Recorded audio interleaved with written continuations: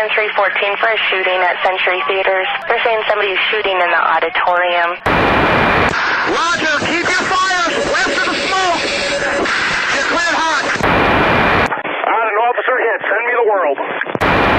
Don't go over that fence. Don't go over that fence. Grab the shotgun again. Welcome to Tactical Tangents.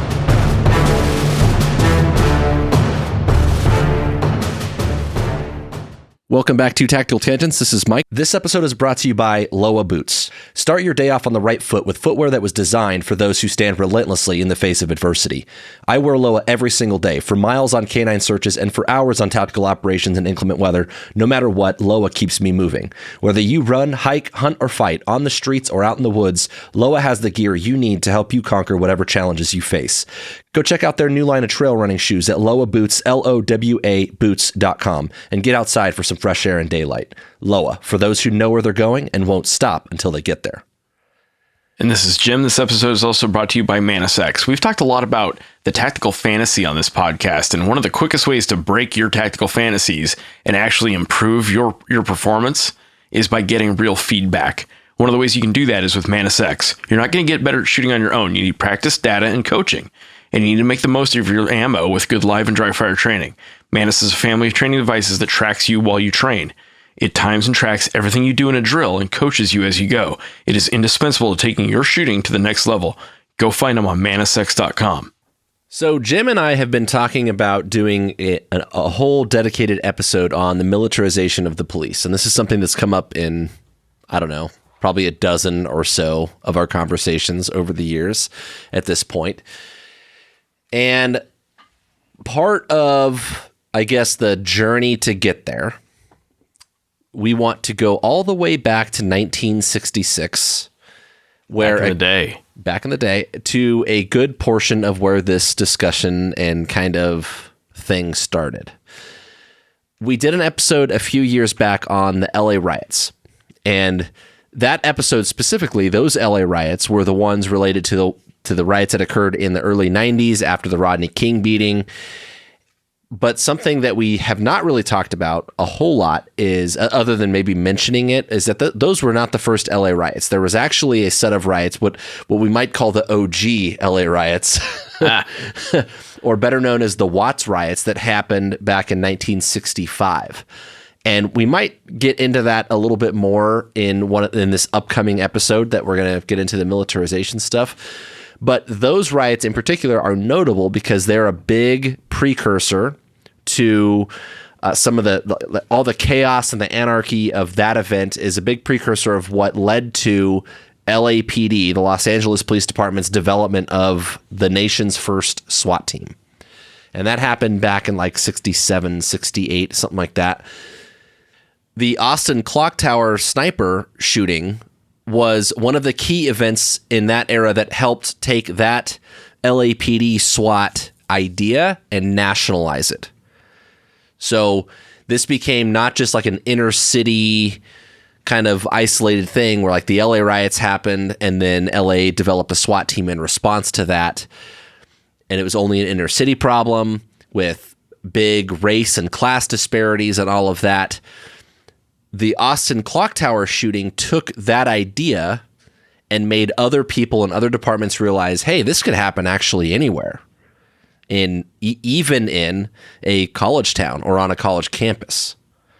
And so even in Texas. Yeah, even in Texas, right? Even in Texas. Yeah, so it kind of nationalized the idea. And so it's an important step in the journey to that conversation. So what I want our audience to know is that history, it doesn't necessarily repeat itself, but it tends to rhyme. I like that saying. And we need to understand it because it shaped a lot of what we see now. The trite saying about that, the past is prologue. In this instance, it really is. Events drove the institutions that we know now, right? Individual personalities, individual events built the momentum to create institutions that we now call the SWAT team, like as an idea. Yeah. Right. Or the FBI's specific hostage rescue team, critical incident response group, right? Or US SOCOM and all of the little sub-organizations of US SOCOM. But we, collectively as a community, don't do a great job capturing that history or passing it to the next generation. So it is surprisingly easy to lose the why behind a lot of this stuff. To you, it might just be the way we've always done it. And maybe the way we do things is worthwhile, and maybe the situation has changed. So I want to understand what the 60s were like and what events drove us to what we have now. And, there were events before that. There was life before the 60s. There was life after the 60s. But the 60s were kind of a watershed time in American history. Especially for law enforcement. Especially for law enforcement. And it was before my time. I'm pretty darn old, but the 60s are even before I was alive, let alone silver-haired Fox Mike. Yeah. He was also not alive then, right? So I'm going off things my parents taught me about and history books and, Discovery Channel taught me about. So I want to set the scene about life in the 60s. And specifically when it comes to tactical stuff, right? In that decade, the Cold War was very intense, right? Cuban Missile Crisis, that stuff. JFK, Martin Luther King, and Bobby Kennedy were all assassinated. The Vietnam War was occurring in one form or another through that whole decade and turned hot in the middle of that decade. The civil rights movement was in full swing with all of the things that it brought, both positive and negative, right? There was a lot of tension, a lot of fighting across the country. See the LA riots. Yeah. The Watts riots and a number of other riots and a number of other, kind of lesser events. And the backlashes to the civil rights movement, right? The KKK, for example, set off a dynamite bomb in a church in Birmingham, Alabama, and killed some people. The IRA was over in Ireland and the United Kingdom, and that was becoming a more active terrorist organization. By my count, there were at least 8 American-flagged airliners hijacked in that decade. It was an exciting time. And it was becoming clear... Shit was getting real. Shit was getting real. And it's getting clear to a lot of folks that the criminal and terrorist threat environment was outpacing traditional police capabilities. And in this episode, we're going to hit one particular event in that environment, the UT Austin clock tower shooting. I don't like to say sniping because... sniper is a very specific thing, and we consider that generally an honorable profession and not something a dirtbag does to murder a bunch of people, right? So the Austin clock tower shooting. That's fair. And to that point, though, this guy was a Marine sharpshooter, and he did go to the high ground with a position of advantage where you could make that case, right?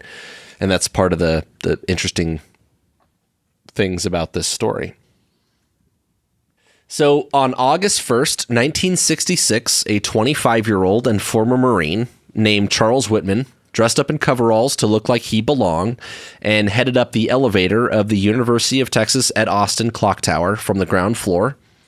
And he lugged with him a big old footlocker on a dolly all the way up to the 27th floor, and then up 3 more flights of stairs to the 28th floor, where there's a reception area to the observation deck of the clock tower. So you can go outside, and it's a 360 degree. You can actually walk around and get out onto this 28th floor of the clock tower.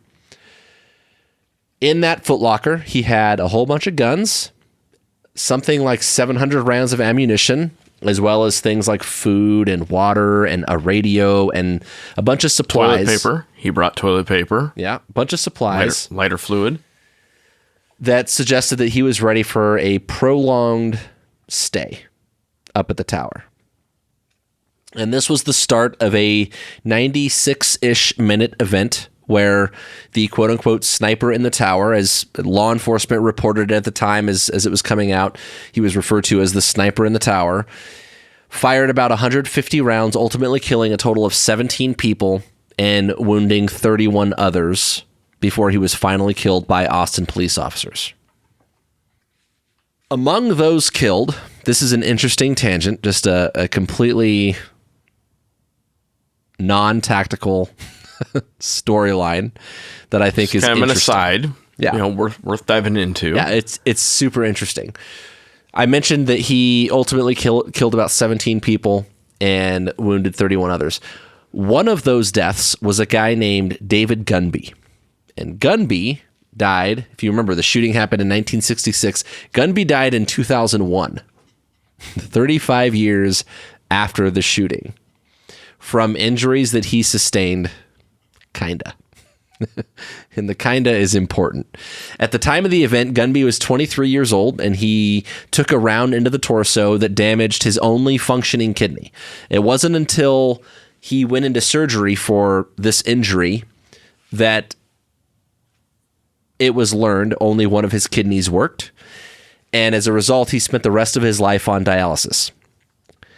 As he aged, he ultimately died at 58 years old. As he aged, his health was deteriorating. He was bedridden. He lost his eyesight. His doctors told him that he probably was not going to get any better, that this is just how it was. And he decided to quit the dialysis. This was something that he was doing 3 times a week for basically his entire life, from 23 on when this event happened.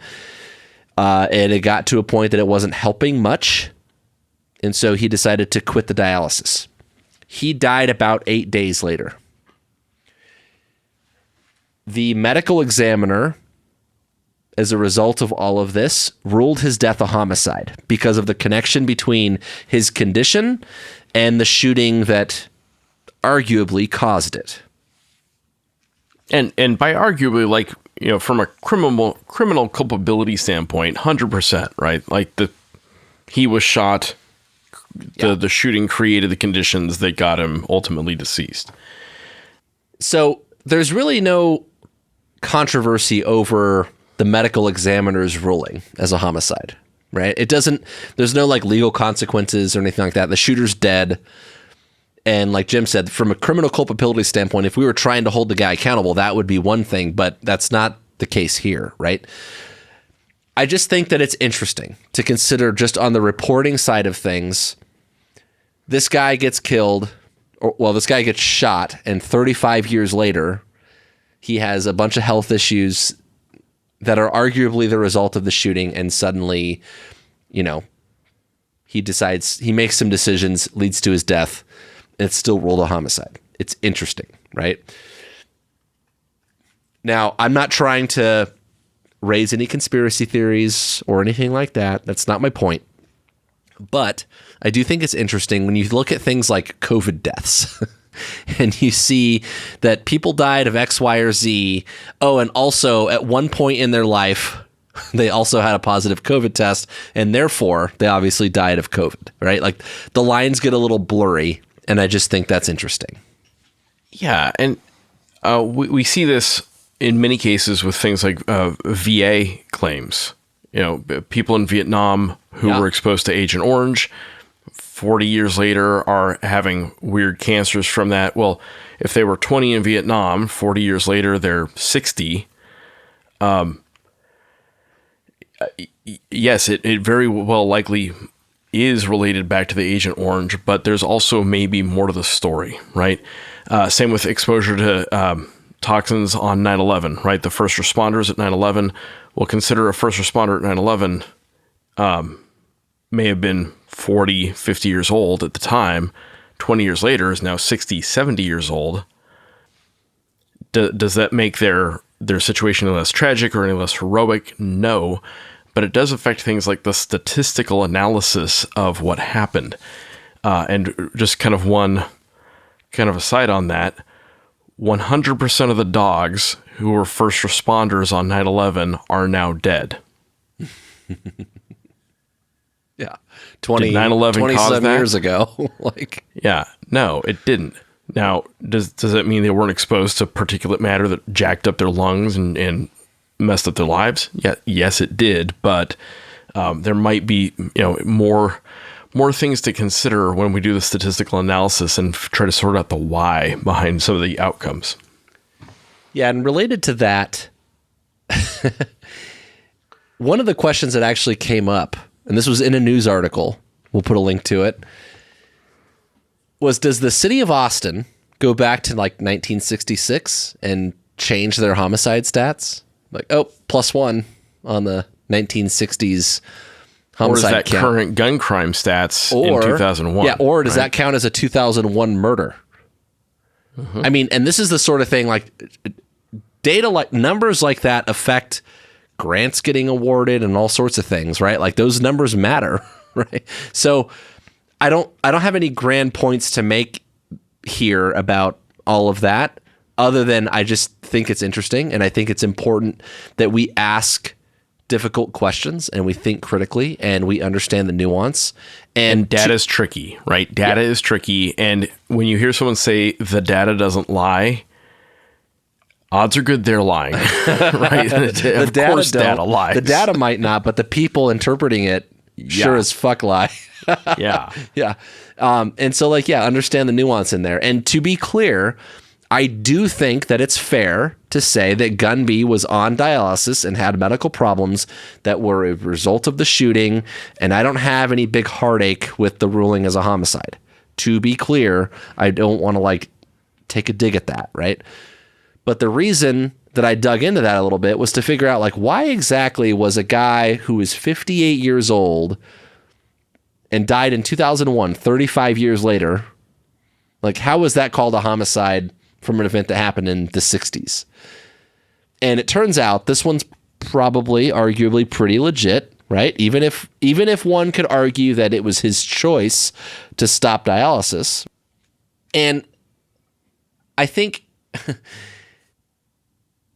not only was it his choice to maybe stop the dialysis, right? But, like, consider that, like, the medical examiner in 2001 might have had his own motives for, like, calling that maybe a gun-related death or something along those lines, right? Like, it's just something you have to think about. And no matter what, we wouldn't know one way or the other if we didn't stop to ask those questions and to dig in a little bit deeper, right? So if this story so far doesn't sound crazy enough, let's back up just a couple hours to the start of the day when Whitman, the shooter in this event, headed on over to his mom's apartment and killed her, and then went back to his own home where he killed his wife, and he left notes behind saying that he was killing them to spare them from the embarrassment and the questions that would come inevitably from this shooting spree. And he also left his own suicide note, essentially, that expressed that he was confused about the violent impulses that he was experiencing, and he insisted that he wanted an autopsy to study his brain. He wanted doctors to study his brain to figure out what might have caused these impulses and these feelings that led to the shooting. One thing he put in the notes was he specifically implicated his dad and how his life was growing up, that his dad beat him and beat his mom, and his exposure to that environment, the emotional and physical abuse that he experienced, absolutely shaped how homicidal and suicidal he was. Now, here's the thing about people who have really rough childhoods. Lots and lots of people have really rough childhoods, and it's awful that they do. But you don't get to kill a bunch of people because of it, right? Turns out. Yeah. It's a thing. Speaking of, one of the very unfortunate parts of this story is that Whitman actually visited the school psychiatrist at the university campus a few months before, about 5 months before the attack, and he specifically expressed anger and frustration, and he seemed to be overwhelmed and under a lot of stress. And notably, he mentioned thoughts of going up on the tower with a deer rifle and shooting people. Yikes. Awkward. Yeah, yikes. So we have to grade historical figures and decisions on kind of an adjusted curve.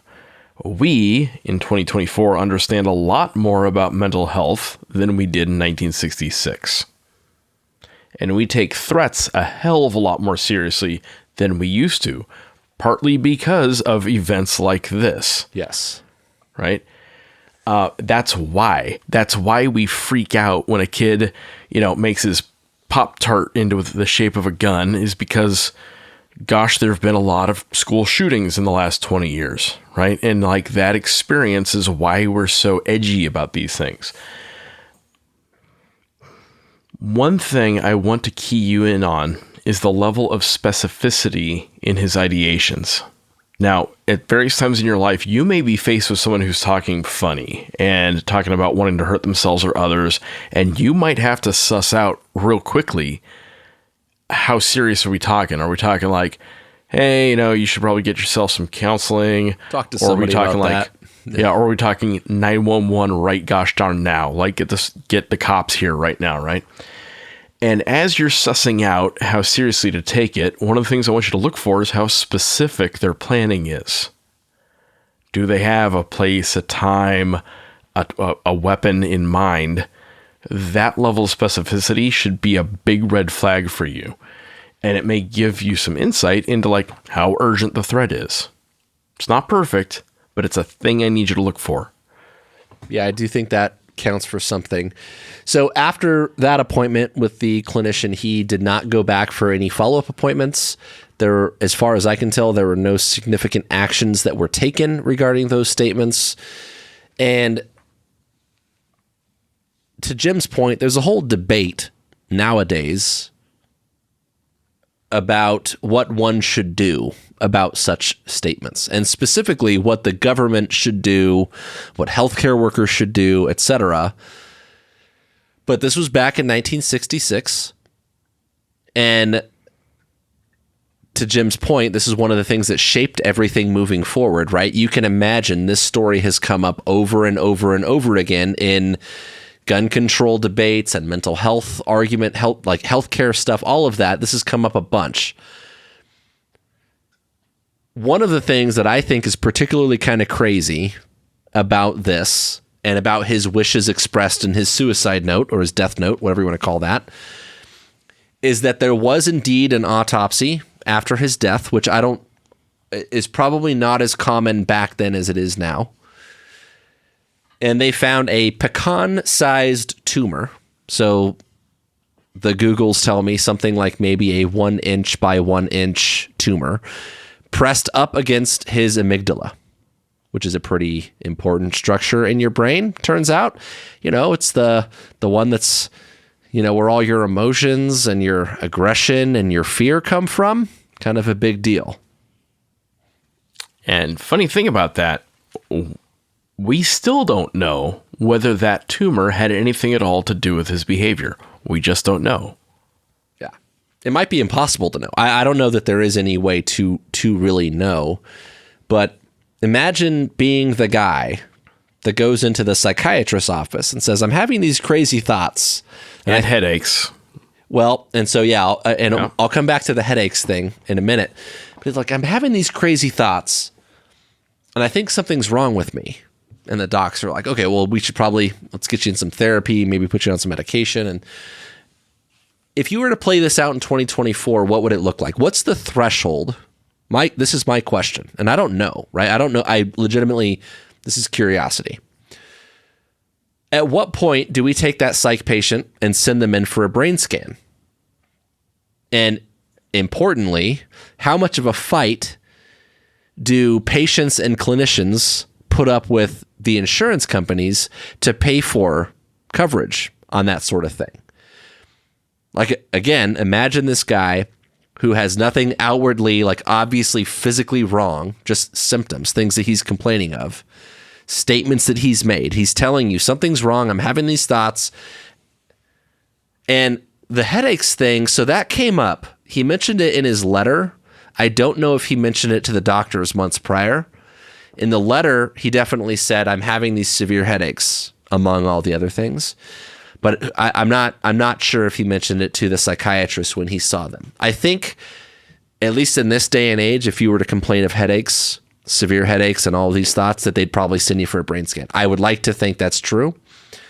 But outside of the headaches, I'm very curious how many mental health patients get taken into treatment and either don't meet the criteria for a brain scan, or one is recommended, but the insurance won't pay for it.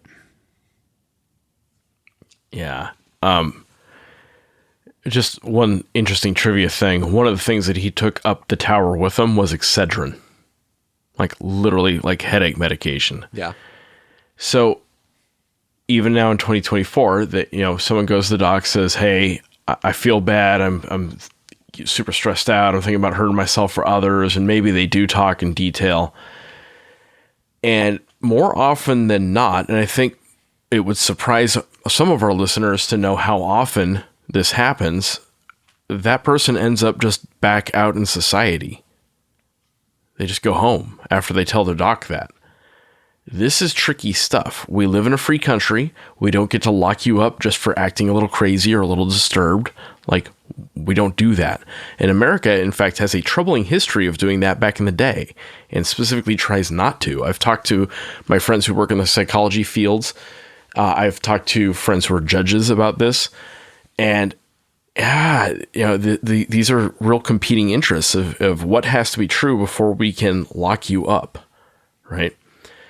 But some people absolutely do need to be locked up, which is why we need to be really tuned into what I would call tripwire indicators. You know, those key red flags that you're not just interacting with a normal run-of-the-mill crazy person, and you have to be able to articulate that to a competent authority. And sometimes you might see only one of those red flags, but maybe your buddy or a teacher or a manager, you know, somewhere in your workplace sees another one. Well, what are we doing to make sure that someone is putting those red flags together? I don't know. I don't have a great answer to that, but I know that's how we need to be thinking. There's also, when it comes to a lot of problems in society, there was a big federal movement somewhere around this time, and I don't have all the details mapped out. I know that it's on the radar in this general time frame, that deinstitutionalization was a thing. A lot of the mental health hospitals where people were institutionalized were decommissioned, and and it changed the landscape in terms of how people roamed society when they were dealing with this sort of problem. So it's just an interesting thought or set of thoughts, I think. This was a long time ago, and I'm sure that those sorts of things were probably not as common, or at least not as commonly detected as they are now, the brain tumor thing. But I am curious how often a brain scan gets done in this sort of situation. And I'm also curious if it's a tough sell to get it paid for by insurance or whatever, welfare type, Medicare, whatever, if that's ever a challenge. And I know that for the most part, most mental health clinicians, like psychologists, psychiatrists, are very good about ruling out medical causes of certain things before diving into the behavioral health stuff. But it's obviously not 100%. And I know from personal experience that I had a doctor try to send me to get an MRI on my back one time when I hurt my back. And the insurance was like, well, we will not do an MRI, but we'll do an X-ray. How about that? Which is like a completely different thing, right? Not the same. So just in getting stuff paid for and that sort of thing, I think there's a lot of challenges, big picture, just to consider from like a society and government and healthcare point of view. It's interesting thought in terms of like, this guy was like, hey, something's wrong with me. I really want my brain to get studied. I want there to be an autopsy to figure out what was wrong with me that could explain this stuff. And it turns out he had a big old tumor in a critical place in his brain. And like Jim said, who knows if that has anything to do with it, but wouldn't that be good to know? Wouldn't that be helpful? Interesting. Yep. So going back to the story, Whitman makes it up to the 28th floor reception area and the observation deck, where he kills the receptionist and a family of tourists that are visiting the clock tower. And he gets outside to the observation deck, where he uses there's like openings in the wall of this observation tower, and they're intended to be like rain spouts, right? Like drainage spouts or whatever. But he's able to use them as gun ports. He also barricades himself pretty effectively in this. He has some furniture in the way of the door, that kind of thing. And these gun spouts, or these gun ports, the rain spouts that he's using as like basically gun ports, provided him some cover and concealment. So another tactical advantage to all of this. At about 11:48 a.m., up until about 1:24 p.m., he fires indiscriminately at people below from distances ranging out to as far as about 500 meters, so over a quarter mile away. He's got a bunch of weapons available to him when he's doing this, including an M1 carbine and a Remington 700, which is like a hunting rifle. Obviously, in the midst of this, the police respond, and responding officers had a difficult time engaging the shooter because he's up in this clock tower with cover and concealment. He's got the high ground, and it turns out that's a pretty tough target to hit with your .38 revolver, your 6-shooter or whatever, at that distance. That tower's about 100 yards tall, and I'm not a math guy, but if you consider like the Pythagorean theorem or SOHCAHTOA, you're trying to make a shot from below at well over 100 yards against a guy with decent cover and decent training who's shooting at you. I don't know if that's the worst environment imaginable, but it's up there. It's like fighting in a basement. You're pretty tough. Yeah, you're not a good spot, right? Yeah. Fortunately for the citizens of Austin and the students at the University of Texas at Austin, a number of officers and even a bunch of armed citizens, America, went back and retrieved their own personally owned rifles and were able to return fire, which ultimately allowed 2 Austin PD officers McCoy and Martinez, to approach the tower and assault Whitman on the observation deck. Using a .38 and a personally owned shotgun, McCoy and Martinez were able to kill Whitman and end the attack. And there's a cool detail in here that we're going to emphasize a little bit. There's also, among those 2 officers, was a dude named Alan Crum, who was a grad student and also a former Marine, who happened to have a rifle in his car. And he went up the tower with them to the observation deck to help. And he held a position there. He wasn't involved in the gunfight itself, as far as I can tell, but he had returned fire on the ground and had accompanied them up the tower to help in the fight.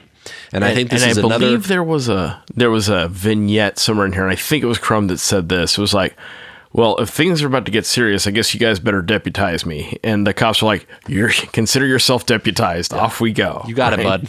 Yeah. You're in.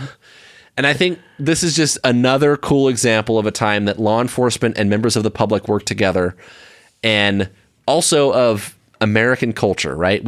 America, right? American culture and the willingness of citizens to arm up and help by joining the fight. And it's also a good example of a time when suppressive fire or cover fire has been used by domestic law enforcement. This is a tactical thing that is generally a militaryism. And my agency they don't like those terms because they sound a little too military. So we've called it directed fire. Definitely not suppressive or cover fire, directed fire, where we might attempt to shoot into a hardened area near a threat in an effort to keep their head down, limit their mobility, and facilitate some kind of maneuvering or movement to help fix the problem. And one of the things that has come up a lot of times about directed fire in law enforcement, or cover fire, suppressive fire, whatever you want to call it, is how to train it and to whom. Yeah, so Mike just said a lot of words right there. Words mean things. When Mike says directed fire, he is talking about a law enforcement derivative of the military concept of suppressive fire. Oh my God, militarization of police, right? I don't have to hit you. I just have to keep your head down while my dudes maneuver on you, close on you, flank you, that kind of thing, right? Hashtag teamwork. Teamwork. The difference is that in the military, I can send those rounds in your general direction. And in law enforcement, sending rounds in a general direction is frowned upon. So they make the cops, Mike, make this big point of saying, no, this isn't suppressive fire. This is directed fire. I.e., we know where we're sending the rounds. We're sending the rounds someplace distinctly safe in the direction of the guy. keeping his head down so that we can do the same effect, which is maneuver on him, right? Yeah, and the key difference or distinction there is that, like, in a military context, at war or whatever, like, collateral damage is obviously not ideal, but a lot more acceptable than in a domestic law enforcement kind of setting. And in terms of how do we train this and who do we train, one of my former chiefs had a really big concern about teaching this to patrol cops because it goes back to that, like, hammer and nail concept where if all you have is a hammer, everything looks like a nail.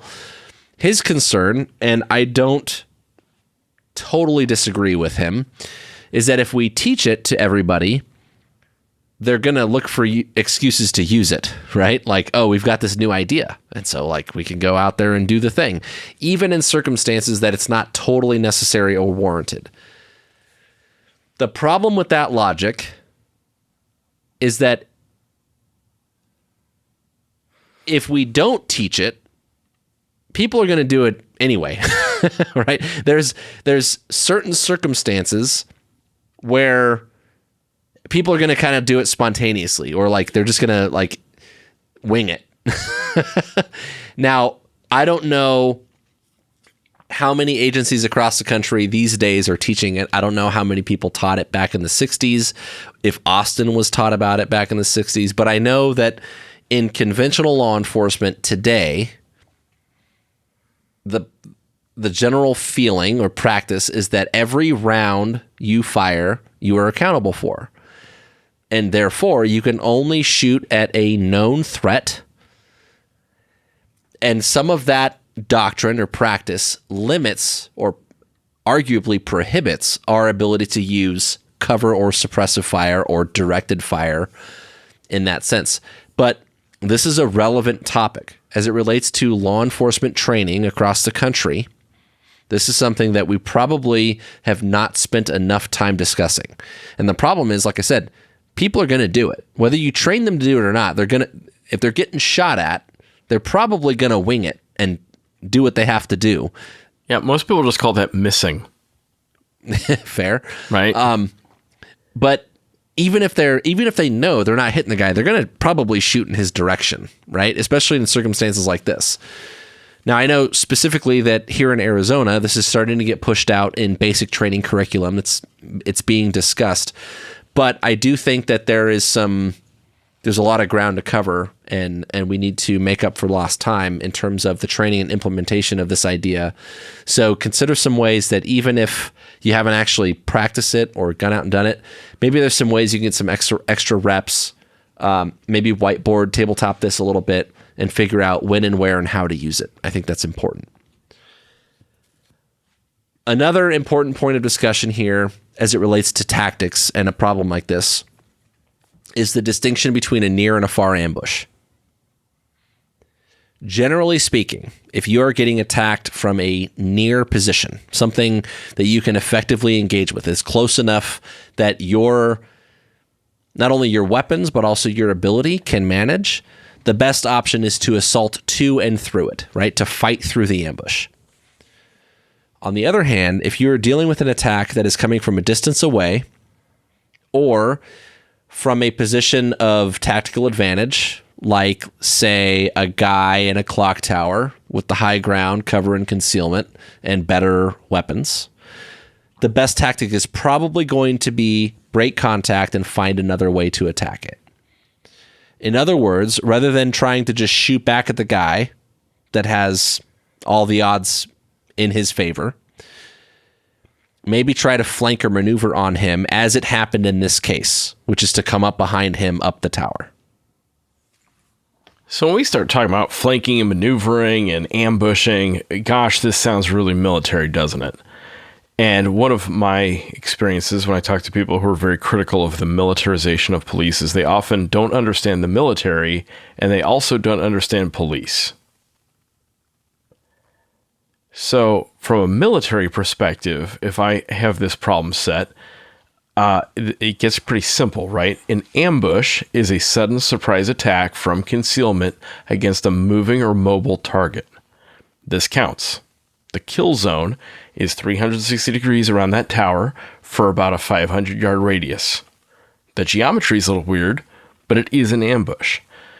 In military land, I would pop smoke to hide my location, to obscure myself.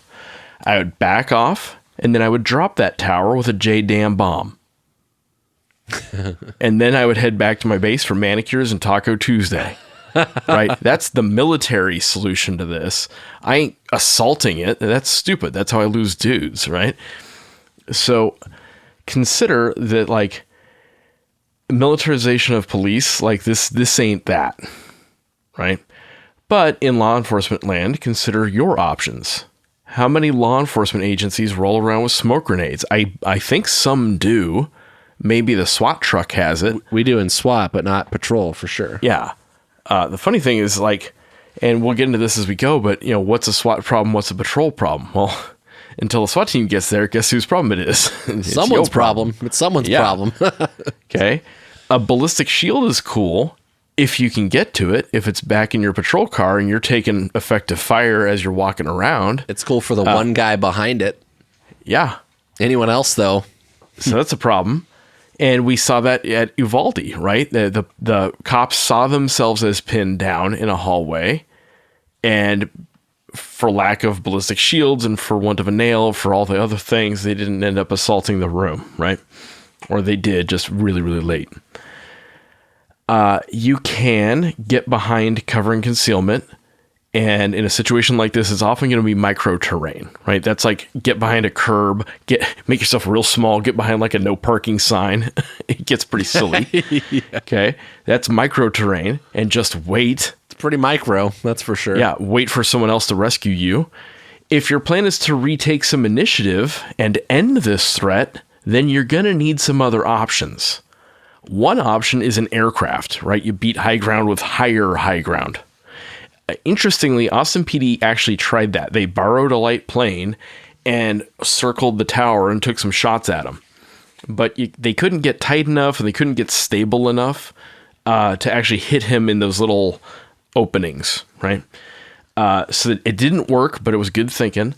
And another one is to use armor. And again, this is a touchy subject in American policing. We really, really don't like the image of cops rolling around in tanks. And yes, I understand tank has a distinct meaning, but when most people say tank, they mean anything that looks big and bulky and armored-y, right? Armored trucks look super military and super intimidating, and agencies across the country have done a very poor job explaining their utility to the taxpayers. That's a foul. This is your chance. Go explain this. Get on social media and say, hey, yeah, we have the Bearcat. Here's why. Okay?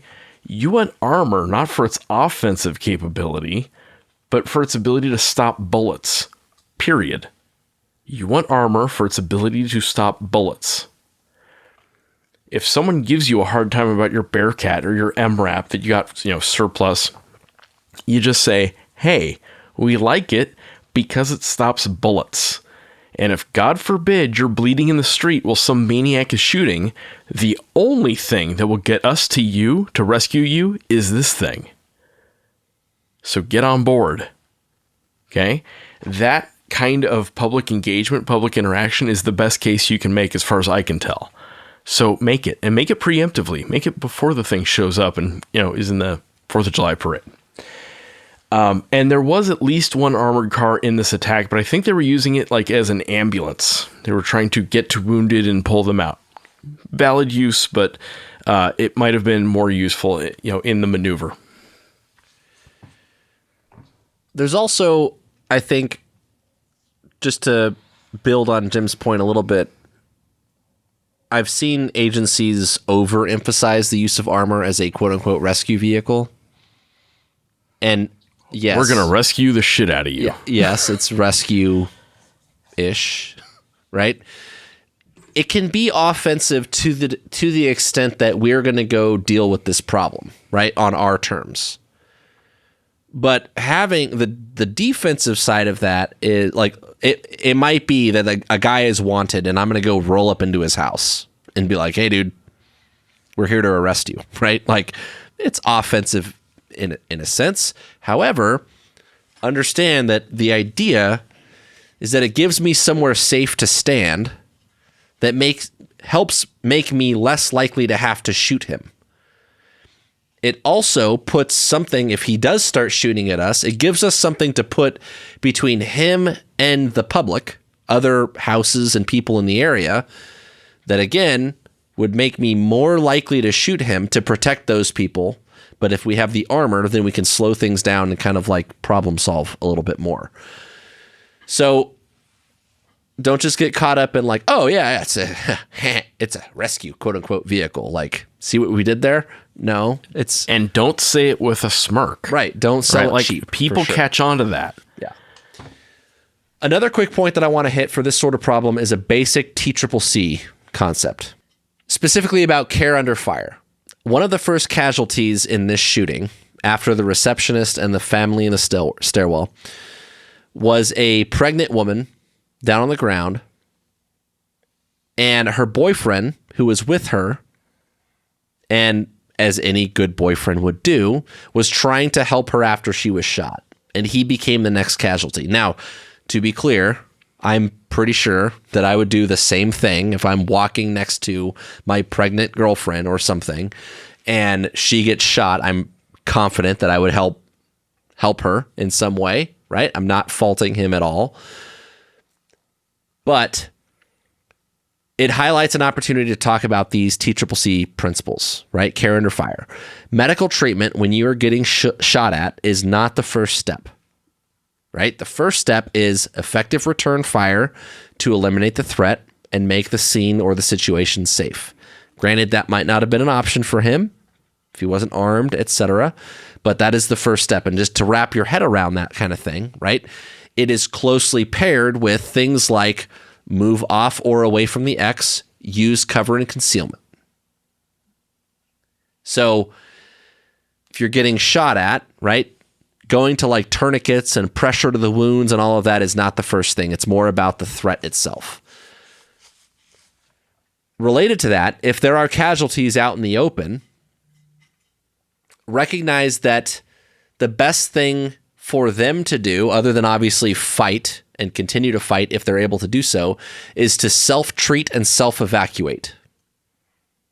So you might be caught up in making sure that you don't become an additional casualty. It's a lot harder to move two bodies than just one body, right? And so if you're mobile and someone gets hit, you might be better off just moving to cover and reevaluating. So expect self-treatment, self-evacuate when possible. And before you break cover to either move to or rescue a wounded teammate, do a remote assessment. Look closely and evaluate how viable they are under the circumstances. There's a saying that we use on my team, risk a lot to save a lot.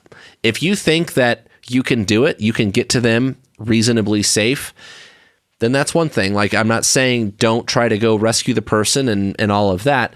But if you look at your wounded teammate and you're like, I'm pretty sure they're already dead, how many more lives do you want to risk to go find out and maybe recover the body?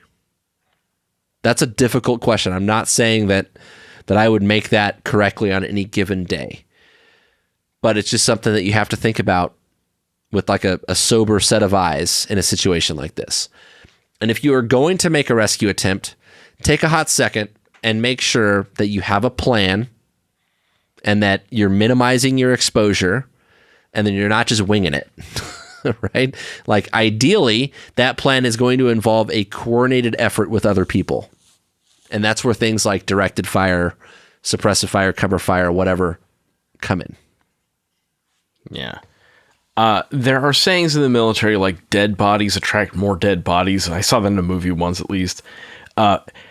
If you can yell to your injured buddy to move to cover, do that, right? If they can get themselves off the X, that's the preferred method.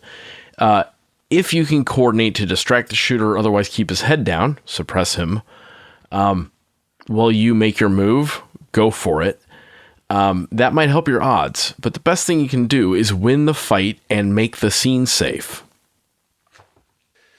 Speaking of making the scene safe, the last thing I want to cover about this shooting is that normally we think in very isolated terms when we look at scene management, crime scene management, mass casualty scene management, like any kind of trauma, like medical, fire, EMS, rescue scenario. It's usually like this intersection or this road or this courtyard or this building.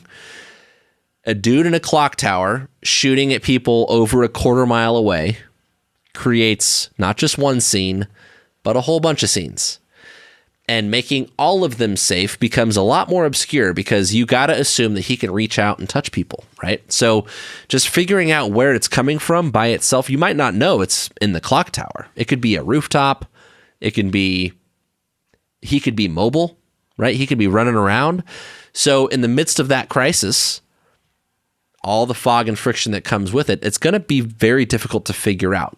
So just recognize that making the scene safe, quote unquote, is not as straightforward as it might seem. It's not just about like putting up some crime scene tape and blocking an intersection and calling it good.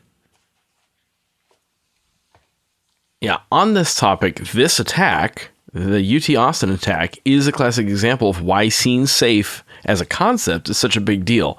Some of the rescuers became victims in this shooting. One of the reasons I'm hardcore about getting serious first aid training, no matter who you are, is that it might take a while to make the scene safe enough for medics to get to you. You might need to get behind cover and do some serious self-aid or buddy care, right? It might be an hour. It might be 2 hours. We've seen that. We've seen that in cases even recently.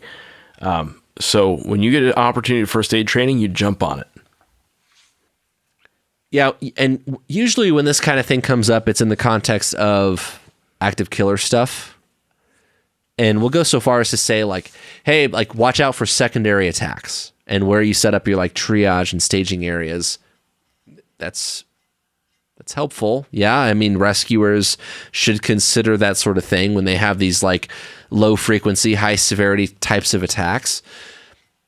But even in those situations, I think generally speaking, outside of, I mean, there are some exceptions for sure, but for the most part, those are more tightly contained. Right? It's like on a school campus. And so if you're off campus, you're okay. Or it's, at a certain venue, right? And if you're off that venue, you're okay. So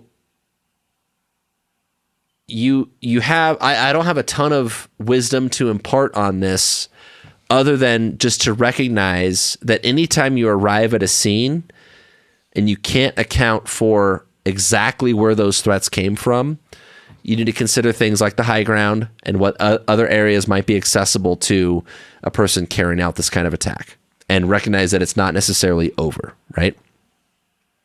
So in a nutshell, that is the clock tower shooting. We've got a lot of follow-up to do on this. This is kind of a precursor to the militarization discussion, the development of SWAT teams, and the way or ways that cops in America develop the capacity to handle or respond to this sort of event. But recognize that like what builds up from that is like all the ways that became problematic for a lot of people, right? It's important context. This is just a precursor to that. Some of the context of, hey, these cops were not prepared to deal with this problem. They were taking hunting rifles out of people, like trunks of cars and from people's homes to try to manage this, right? And even now, cops are, generally speaking, not going to be well prepared for this problem. It's better. You see patrol rifles proliferated, right? That gives you something. Yeah. Yeah, but this was back in 1966, right? Important context for the development into the modern era of policing. And so important points related to that big picture, but also specifically, I think this event highlights some key lessons. Yeah. So lessons from my perspective. One thing that I'm big on anytime we talk active shooter, and this was an active shooter, is indications and warnings. So I'm big on this list of indicators that I got from, it was like a handout from the Air Force Office of Special Investigations, the OSI office, sort of like the Air Force NCIS, CID, that type of group. On that handout, they listed surveillance, elicitation, tests of security, acquiring supplies, suspicious people who don't belong, dry runs, and deploying assets. It's a laundry list, but bear with me. Bad guys work in ambiguity, right? They're trying to hide what they're up to. And when you're evaluating a threat, it can get real squishy. Like, is a weird guy hanging around? Is he just a weird guy hanging around, or do I need to actually do we just put him down? Yeah. Well, gotta put her down. Do we haul this guy in or just execute him on the spot? Take him out to the shed out back and come on. Yeah. So how do you sort the signal from the noise? Well, these indicators are the ones that I think that OSI thinks are worth stopping and getting your attention. This is a guy I got to deal with, right? So if you see one of these signs, it should be a big, bright red flag to you that this is worth more of your attention. Stop what you're doing, sort this out, okay? So surveillance. Funny thing, Whitman didn't have to do much surveillance because he went to school there. School shooters typically skip that, right? Other places, they might have to do a lot more surveillance. Someone wants to shoot up a nuclear power plant that they don't have regular access to. They might need to stop and stare at it with binoculars and video record it. Of course, Google Maps has made that a lot simpler for people. Street view. Yeah. Consider that. Although, if you're serving a search warrant in somebody's electronics and you see something like detailed mapping of a place, that should probably get your attention. Okay. Elicitation. That's like someone asking weird questions. If he asked strange questions to the tower staff, that didn't get recorded, so we don't know.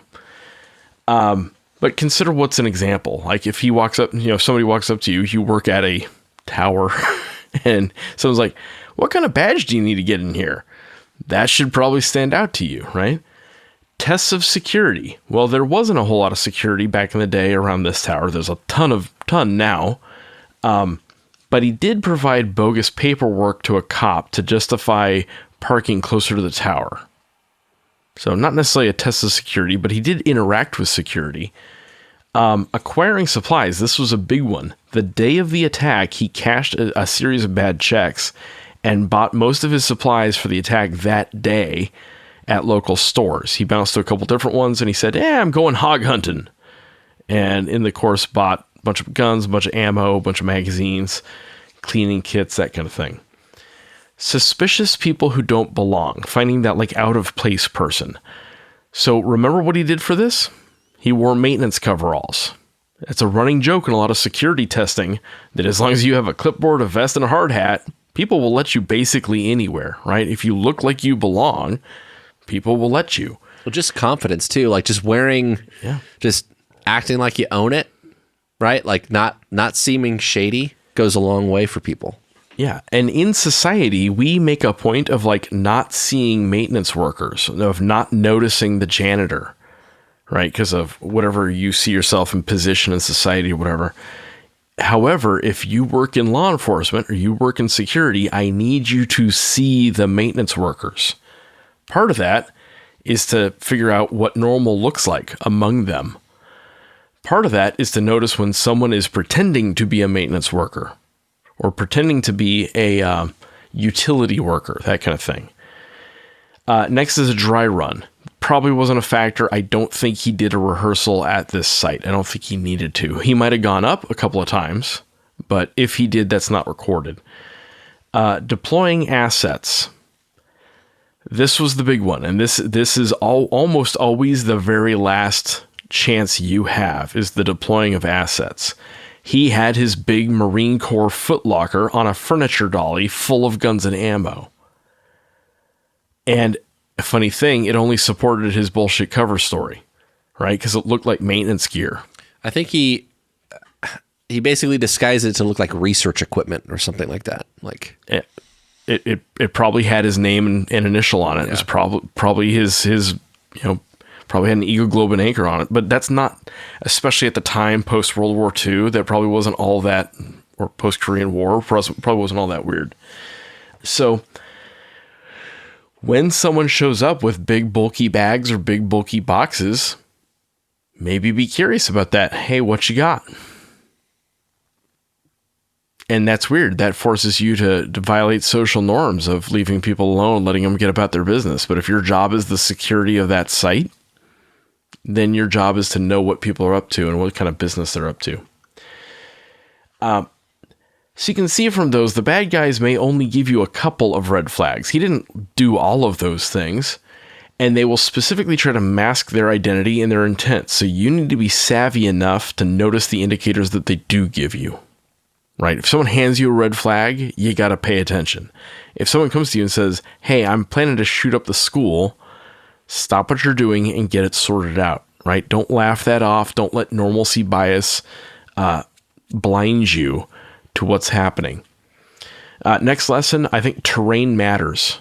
We did an episode about terrain. It was called the Okoka episode. That's observation, cover and concealment, obstacles, key terrain, avenues of approach or escape. Whitman noticed and exploited the terrain. He talked about it regularly. Like someone could hold off an army from that tower. He literally did a terrain analysis on a school. That's how he ended up there.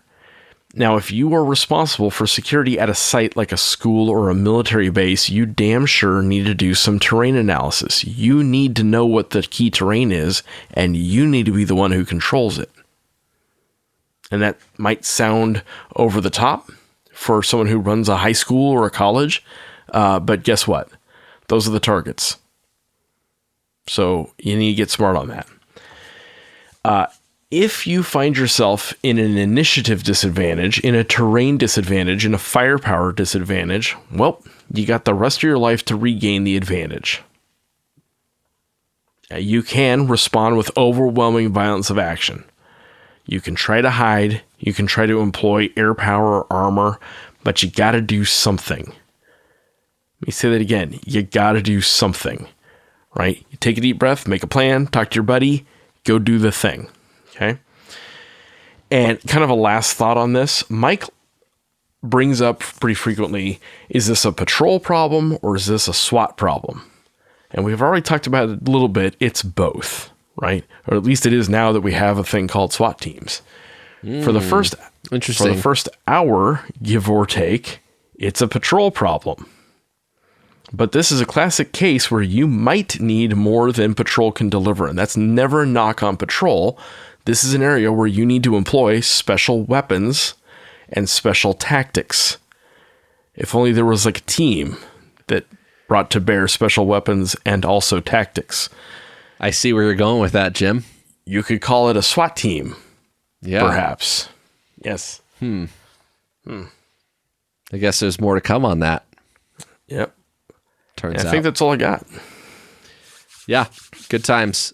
This was a key event in law enforcement history. Critical incident. And it's obviously had a lasting input or impact on it in a lot of ways, but it's a valuable case study just in the context of like most people think about active killer stuff nowadays, and they're usually referencing very recent modern things. This was back in the 60s. This was a long time ago. Things were very different. And I think it's noteworthy to recognize how similar this attack was to a lot of the modern attacks, really. So more to come on that. That's all I got. All right, guys, that's all we got for tonight. This episode is brought to you by Drip Drop. Drip Drop Oral Rehydration Solution is an electrolyte powder that you mix with water. It was formulated by a doctor for quick absorption. I work in the desert, and it only takes a few hours in the heat, wearing body armor, carrying around a bunch of gear before I start feeling like crap and fall behind the curve in dehydration. Drip Drop keeps you in the fight so you can finish the mission and rehab for the next one. Go get you some at dripdrop.com or on Amazon, or ask your supply guy to find it for you. This episode is also brought to you by 09 Holsters. We talk a lot about people, ideas, and hardware on this show, so when we invest in equipment, we always think in terms of experience first. 09 is helping you figure out how to carry the gear you need to be effective. They are built by cops, for cops, with a minimalist design and bomb-proof durability. Radio cases, flashlights, body cameras, even canine remotes, you name it, 09 has been filling a void in tactical duty holsters for more than a decade. Go see what they offer at 09 Holsters, that's 0, 9 holsters.com. 09, built to win the fight. Don't forget that we put out new episodes on the 1st and the 15th of every month. If you like what we're doing, you can head over to Patreon, give us $1 for each new episode. That money's going to go back into bringing you good content. If you want to interact with us, you could find us on Facebook, Instagram, and Twitter. We are at TacTangents. You can also email info@tacticaltangents.com. And one last thing, our Facebook discussion group. We've got a little group going on Facebook. If you go to the groups tab on our page, you can join it. We've got more followers on our page than we have in the group. So I know there's some of you out there following the Facebook page that are on Facebook that are not in the group. Lots of like-minded people in there. So come hang out with us. All right. That's all we got. Good talk.